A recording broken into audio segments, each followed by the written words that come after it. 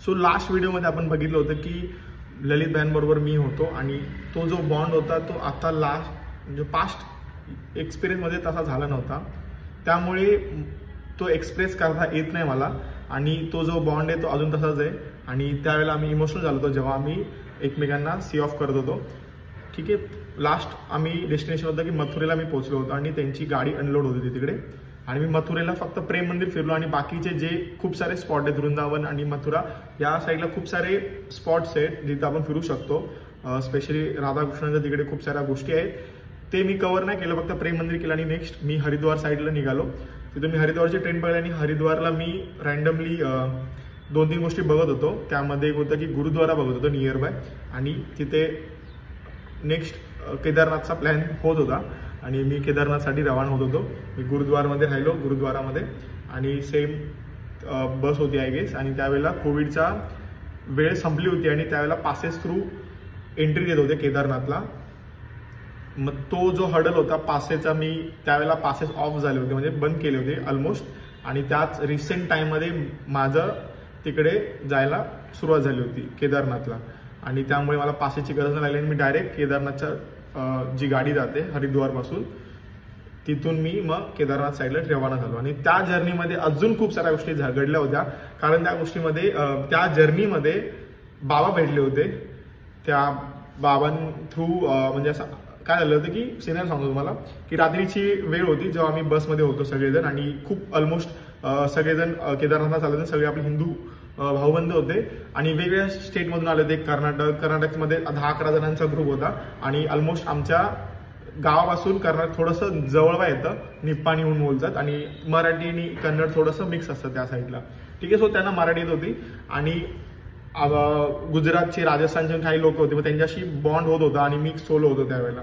So माझा bond हा राजस्थानमधले ते 3-4 होते, त्यासोबत बाबा होते जे तुम्ही रिसेंट लास्ट व्हिडिओजमध्ये बघितलं असाल. आणि सेम 11 जणांचे पण व्हिडिओज म्हणजे 11 जणांचा ग्रुप होता कर्नाटकातला, त्यांच्याशी एवढा बॉन्ड झाला होता पण व्हिडिओ मे बी नसेल. ठीक आहे, सो त्या जे गुरुजी होते, मी त्यांना गुरुजी बोलत होतो, त्यांचा माझा आरत्या म्हणजे चालू होती रात्री बसमध्येच आणि गौरीकुंडला आम्ही लास्ट आमचा स्टॉप होता. सो त्यामध्ये आमचा आरती घेत होतो आम्ही महादेवाची. त्यावेळेला आमचा आय कॉन्टॅक्ट झाला होता गुरुजींशी आणि त्याला असं एक झालं समथिंग काहीतरी रिॲक्शन केमिकल रिॲक्शन की भाई आमचा म्हणजे मे बी काहीतरी अटॅचमेंट असेल आणि त्या गुरुजींना असं वाटलं होतं. आणि त्यांचं पण त्यांनी संन्यास घेतला होता ऑलरेडी, त्यांची फॅमिली होती आफ्टर 60 रिटायरमेंट घेतलं होतं त्यांनी, गव्हर्नमेंट त्यांची जॉब होती, त्यानंतर त्यांनी रिटायरमेंट घेतल्यानंतर त्यांनी फुल संन्यासीचा धर्म जो होता तो स्वीकारला होता. ठीक आहे, त्यांची अशी बेसिक स्टोरी होती आणि ते राजस्थानमध्ये राहतात आणि त्यांचे जे गुरुजी आहेत मोठे आद्य गुरुजी, त्यांना मी नेक्स्ट जेव्हा माझी ट्रिप होती सायकलची त्यावेळेला मी त्यांना भेटलो होतो. सो हा थोडा सिनेरिओ होता. ठीक आहे, मग नंतर आम्ही केदारनाथसाठी रवाना झालो. मग केदारनाथला आम्ही रात्री गौरीकुंडला आम्ही त्यांच्यासोबत होतो, राजस्थानचे ते 3 जण होते, घनश्याम म्हणून होता आणि एक दुसरा होता आपला कुणाल आणि ते गुरुजी आणि अजून एक जण होते त्यांचं नाव नाही माहिती मला. सो आम्ही ते 4 जण मी एकटा होतो आणि आम्ही 5 जणांमध्ये ती रूम घेतली होती आणि मला त्यांनी इन्व्हॉल्व केलं होतं, कारण मोस्ट ऑफ द सोलो पर्सनला कुठलीच फॅमिली किंवा कुठलाच ग्रुप इन्व्हॉल्व म्हणजे इझिली नाही करून घेत. ठीक आहे, ह्या गोष्टी असतात.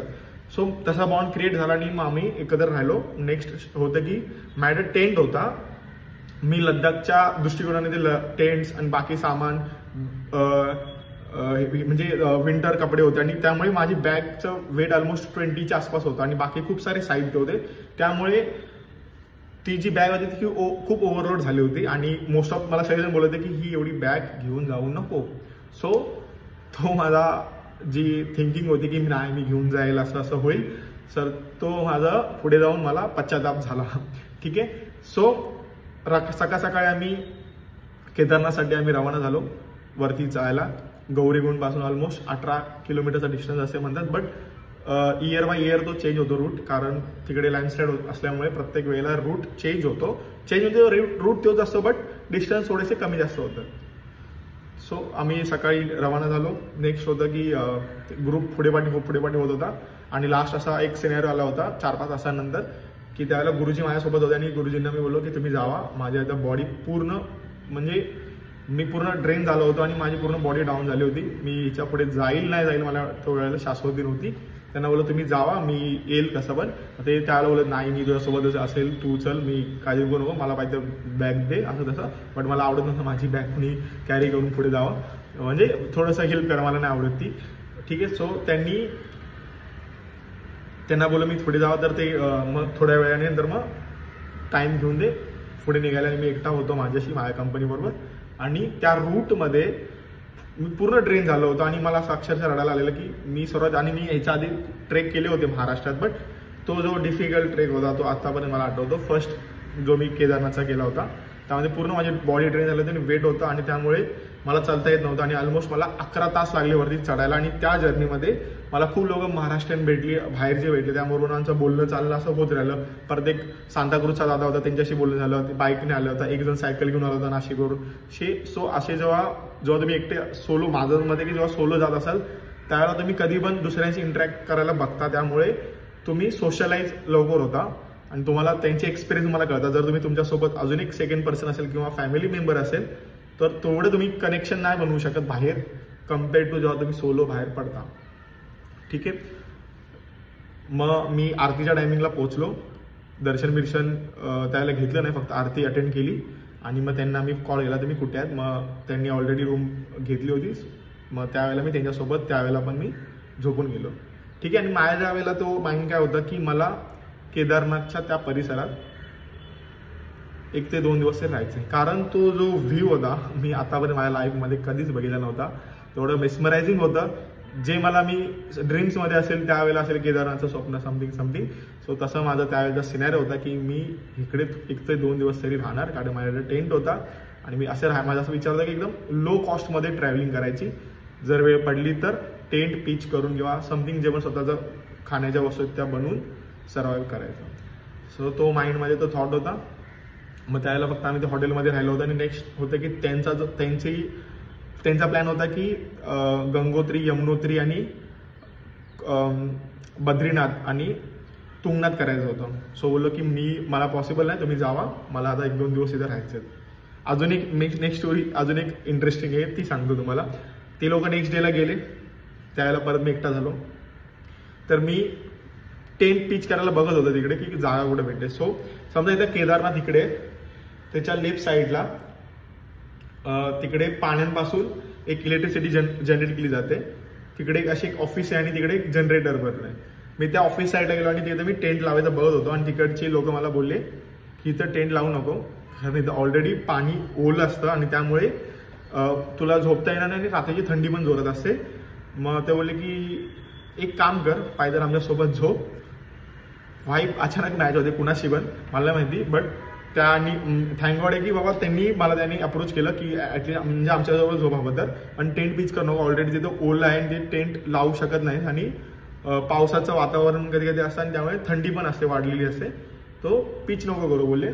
ठीक आहे. मग सेकंड डे तिथल्या लोकांशी माझा झाला की सेकंड डेला मी त्यांच्यासोबत होतो. त्यातले एक नाव होतं, मी विसरलो आता, त्यांचं नाव नाही माहिती. त्यातले एक पर्सन होते, त्यांच्याशी माझा एक बॉन्ड कनेक्ट झाला होता. तर ते आणि मी केदारनाथच्या बॅक साईडला आम्ही फिरत होतो. मोस्टली जे पण केदारनाथला बघायला येतात त्यातले 95% लोक हे केदारनाथचं दर्शन घेतात आणि आपलं आपले वरती एक मंदिर आहे काळ भैरवचं, तिकडे जाऊन दर्शन घेतात. हे 2 स्पॉट करतात आणि रिटर्न येतात. सो माझं त्या वर्षी काळ भैरवचं दर्शन झालं नव्हतं. त्या वर्षी केदारनाथच्या मी त्या वेळेला गेलो होतो त्यावेळेला झालं नव्हतं. बट बॅक साईडला मी जेव्हा गेलो होतो केदारनाथच्या बॅक साईडला खूप साऱ्या गोष्टीच आहेत.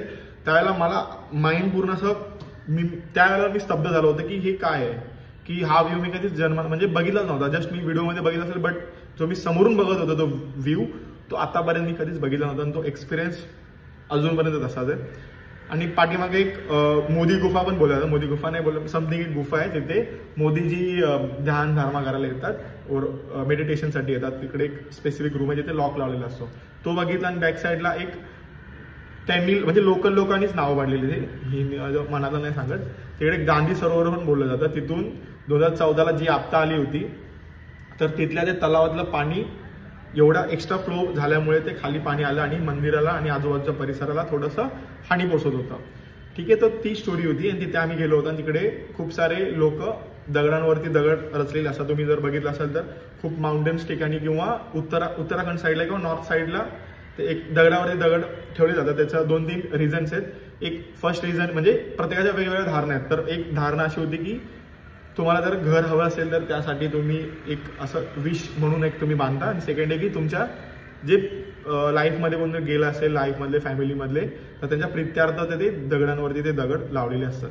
ठीक आहे, 2 सिनेरियो होते. मी असंच लावलं विदाऊट न विचार करता. मी पण असं लावलं होतं किंवा होम समथिंग समथिंग समथिंग होऊ दे म्हणून.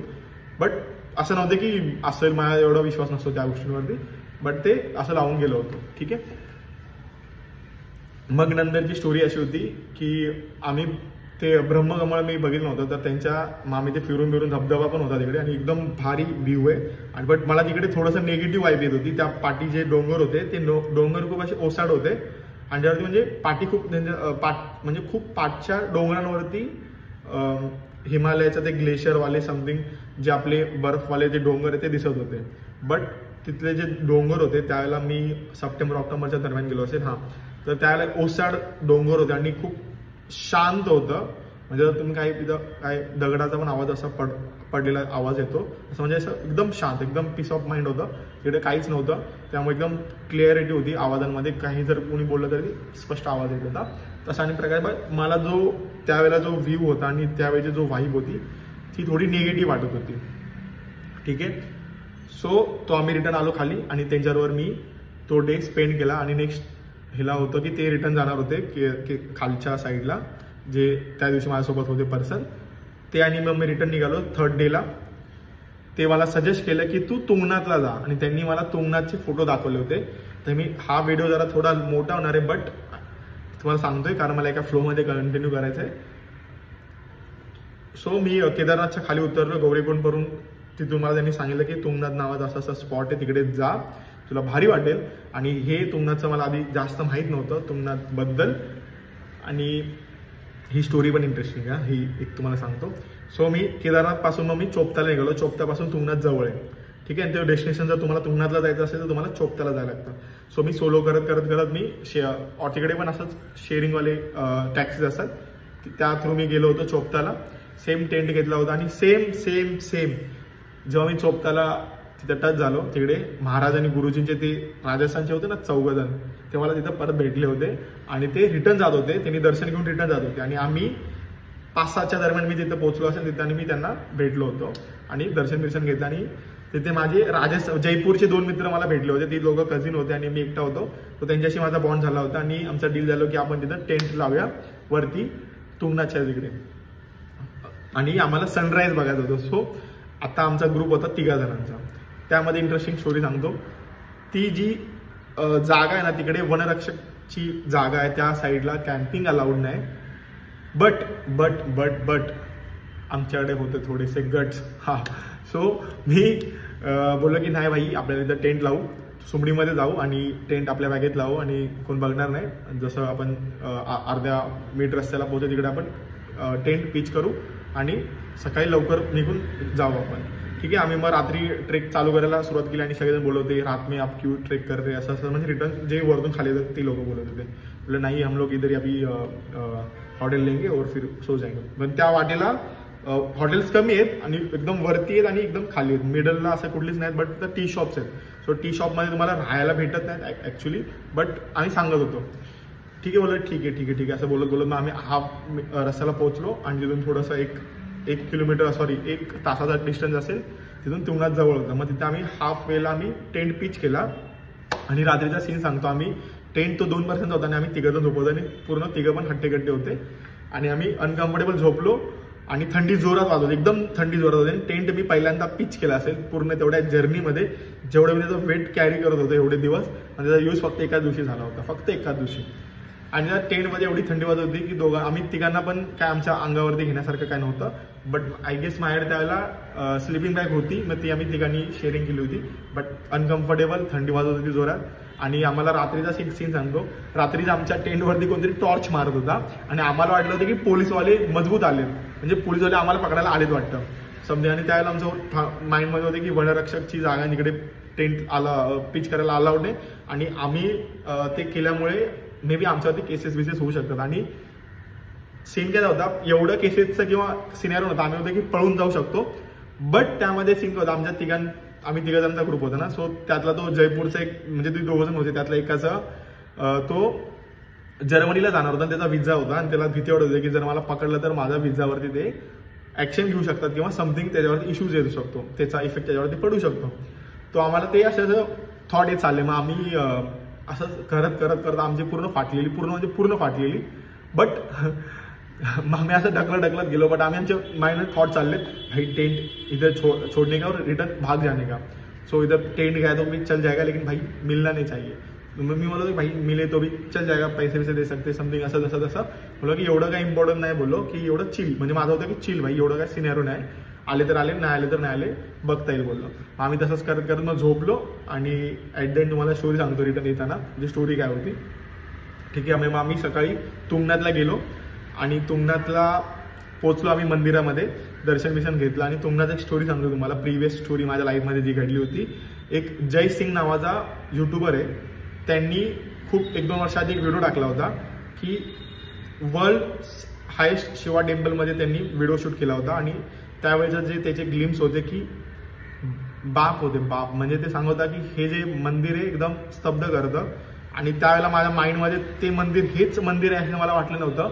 आणि सुदैवाने तो जो व्हिडिओचा रेफरन्स होता तो हकीकतमध्ये त्यावेळी घडत होता की तो मंदिर जेव्हा मला आवडत होतं यूट्यूबमध्ये आणि मी त्याच मंदिरामध्ये त्यावेळी दर्शन घ्यायला आलो होतो आणि तो प्रसंग चांगला होता तुंगनाथला. आणि दर्शन झाले आणि पुढे होतं की चंद्रशिलावरती सनराईज भारी दिसतो आणि तिथून क्लाउडचे जे चादर दिसतील, लाजवाब भाई. मी सांगतो तुम्हाला, ती जी मी बघितलं होतं ना आत्तापर्यंत मी लाईव्हमध्ये कधीच एक्सप्लोर केलं नाही अजूनपर्यंत. मी ती जे चादरवाले जे क्लाउड्स असतात ते अजूनपर्यंत मी बघितले नाही. रिटर्न माझ्या लाईफमध्ये भेटलेत, बट त्यासारखे जर नाही बघितले अजून. मग मी कम्पेअर नाही करत की आपले सह्याद्री आणि उत्तराखंडचे जे हिमालयन माउंटन्स आहेत, बट डिफरंट स्टोरी आहे प्रत्येकाची. ठीक आहे. सो आम्ही सनराईज आम्हाला थोडासा मिस झाला असेल, माझा मित्र आधी येथे गेलेला आणि आम्ही 2 जण पाठी होतो. तो आम्हाला व्हिडिओमध्ये मे बी जास्त आला नाही, बट आम्ही 2 तास तरी आम्ही एन्जॉय केले. 2 ते 3 तास फोटो काढत एकदम शांत आणि कोण नव्हतं जास्त, आजूबाजूला किचमिच नव्हती. तुंगनाथपासून चंद्रशिलाला जायला 1 तासाचा डिस्टन्स आहे जवळजवळ. तिकडे रामाने तिकडे तपस्या केली होती चंद्रशिलेवरती, जेव्हा आफ्टर रामाने रावणाला मारल्यानंतर तिकडे रामाने तिथे पूजा केली होती. तिथे वरती गंगा नदीचं मंदिर आहे. ठीक आहे. सो ही स्टोरी अजून पूर्ण तो जो व्ह्यू आहे ना चंद्रशिलेचा पूर्ण 360 आहे. सो तुम्ही तिकडे पूर्ण वरती फिरू शकता त्या पीकवरती. सो चुकून जरी तिकडे गेलात तर तिकडे प्लीज व्हिजिट द्या. तुम्हाला बेस्ट सांगतो, तुम्ही हा व्ह्यू जिंदगीत तुम्ही बघणार नाही. बट एक सीझन असतो त्या सीझनमध्ये जावा तुम्हाला, आणि ते पण मॉर्निंगच्या वेळेला जावा किंवा इव्हनिंगच्या वेळेला. तुमचे जे क्लाउड्सवाले जे सनराईज आणि सनसेट दिसतील ना, तुम्ही आयुष्यात कधी विसरणार नाहीत. आणि पाहिजे तुम्ही यूट्यूब करा आणि ते व्हिडिओज बघा पाहिजे तुंगनाथचे. ठीक आहे. स्पेशली ठीक आहे. तो चंद्रशिलावरती आमचं झालं आणि रिटर्न आम्ही खाली उतरत होतो. ती स्टोरी तुम्हाला सांगतो की टेंटमध्ये जे लाईट मारणारे होते ते पोलीस नव्हते, तिथले जे जे शेळ्या चारणारे असतात तर ते लोकांची टोळी होती आणि ते टॉर्च मारत होते. आपले कुठे कुठे जे शेळी मेंढे गेलेले आहेत त्या लोकांसाठी ते टॉर्च मारतात आणि आमच्या टेंटवरती त्यांची टॉर्च पडत होते. मग आम्हाला ती जी फाटलेली जी प्रसंग होता तो आम्हाला तिथे माहीत कळला की ते पोलीस नव्हते, ते होते ॲक्च्युअली इथले लोकल लोक. ठीक आहे. मग तुंगनाथची स्टोरी झाली आपली. मग रिटर्न मी निघालो तर रिटर्न खाली यायला. मग मी श्रीनगरला पोचलो. श्रीनगर उत्तराखंडला पण आणि लद्दाख साईडला श्रीनगर, हे 2 श्रीनगर आहेत. ठीक आहे. सो उत्तराखंडच्या श्रीनगर साईडला मी रिटर्न रवाना झालो. मग तिकडून मी परत ह्यांना भेटलो. परत 3rd टाइम मी राजस्थानच्या जे 4 ग्रुप होता त्यांना परत मी अटॅच झालो. मग आम्ही तिकडून आय गेस गंगोत्रीला निघालो आम्ही. गंगोत्रीला जे गंगोत्रीचा जो रूट आहे, तुम्ही हरिद्वारपासून कुठून जावा तिकडचा जो रूट आहे ना गंगोत्रीपर्यंत जाण्याचा, एवढा मेस्मरायझिंग आहे ना, तुम्ही कधीच बघितलं नसेल. एवढा म्हणजे तुम्ही तिथे विरघळ आलं. जर तुम्हाला माउंटेन्स आवडत असेल तर तो व्ह्यू एकदा तरी बाईकने जात असेल तर तो ट्राय करा. एकदम भारी व्ह्यू आहे तो. मी त्यावेळेला आम्ही शेअरिंगने गेलो होतो, बट आम्हाला तो जो व्ह्यू होता एकदम लाजवाब. तिथे ॲपलचे ट्रीज होते, आम्ही पूर्ण एन्जॉय केले. परत ती साईड बाय साईड आम्हाला हे पण भेटले होते, तीच आमली कर्नाटकाचे ग्रुप होता 11 जणांचा, ते पण सोबत होते. मग ही स्टोरी पूर्ण गंगोत्रीला आम्ही गेलो. गंगोत्रीला जो व्ह्यू होता एकदम भारी म्हणजे एकदम भारी. आणि तिथल्या आजूबाजूला आम्ही आरती बिरती केली, परत स्नान बिन केलं, परत नदी त्या नदीमध्ये आंघोळ केलेली आम्ही, कारण तो पूर्ण ग्लेशियरचं पाणी आहे. आणि हे जो व्हिडिओ म्हणजे जो बनला, म्हणजे व्हिडिओमध्ये मी एवढं टाकलं नसेल, बट त्यावेळेला मी असं वरच्या सुखात होतो, वरच्या सुखामध्ये तो सीन होता. ठीक आहे, मग आम्ही गंगोत्रीचं झालं आणि त्या लोकांच्या 3-4 धाम झाले होते, बद्रीनाथ आणि ते. मग मी गंगोत्री केलं आणि मी आलो हरिद्वार. मग हरिद्वारपासून मग मी जो माझा लद्दाखचा ट्रिपचा प्लॅन होता तो तिथेच फुल स्टॉप केला आणि रिटर्न मी रवाना झालो टू मुंबई. सो ही स्टोरी होती जी लद्दाखची अनकम्प्लीट स्टोरी 2 वेळा झाली माझ्या लाईफमध्ये. सो लद्दाखला मी आता निग्लेक्ट करतो की बाबा मला नाही जायचं, जेव्हा बोलावं येईल किंवा समथिंग जे पण काय होईल तेव्हा मी त्या याच्या भरोशावर ठेवलं आहे. आणि नेक्स्ट स्टोरी मी सायकलची सांगेन. त्या सायकलच्या स्टोरीमध्ये खूप साऱ्या गोष्टी घडलेल्या आहेत, खूप म्हणजे खूप. ठीक आहे, तो नेक्स्ट व्हिडिओमध्ये आपण बघूया सायकलची जर्नी. ठीक आहे, थँक्यू.